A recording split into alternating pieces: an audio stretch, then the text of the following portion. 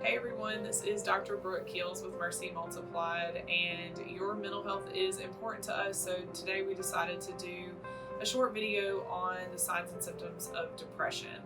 So I want to preface all of this by saying that there are multiple levels of depression and it affects all of us differently. There are actually even multiple diagnoses.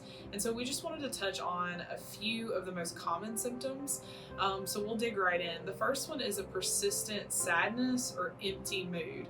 And the key word in this is persistent, right? So all of us have normal things that happen throughout the day or in our lives that can create sadness, but depression is going to be a little bit at that deeper level. It's persistent and sometimes doesn't even make sense. It can be when things are going well, but you still have that underlying sadness that's going on. Also, it's feelings of hopelessness. Now, sometimes these feelings of hopelessness start with just in general, not really finding hope in different situations.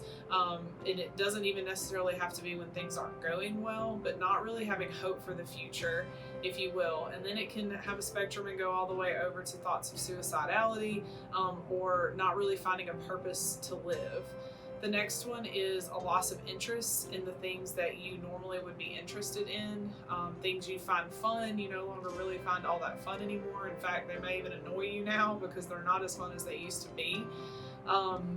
Not being interested, not just in activities, but also people. The people that you used to enjoy, you really just kind of want to be alone and are not interested in doing a lot of things. And the next one is decreased energy or fatigue.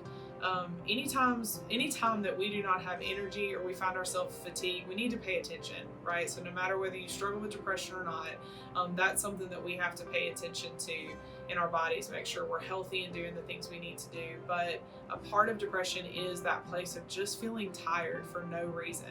And so if you go to the doctor, you get your lab work done, everything theoretically makes sense. You're taking your vitamin D, you're doing the things you need to do, but you're finding a fatigue. A lot of times that can be from a heaviness of your emotional state.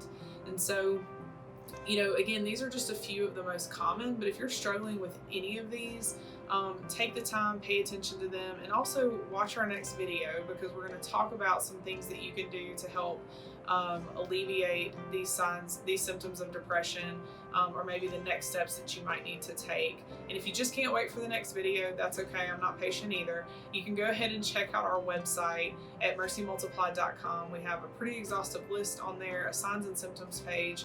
We have equipped with podcasts and different readings to encourage you during this time. And if you're somebody who maybe you're not dealing with this, but you're like, oh, I know someone who is, we also have a lot of resources to help encourage you and walk you through being a support to someone else who may be struggling with this.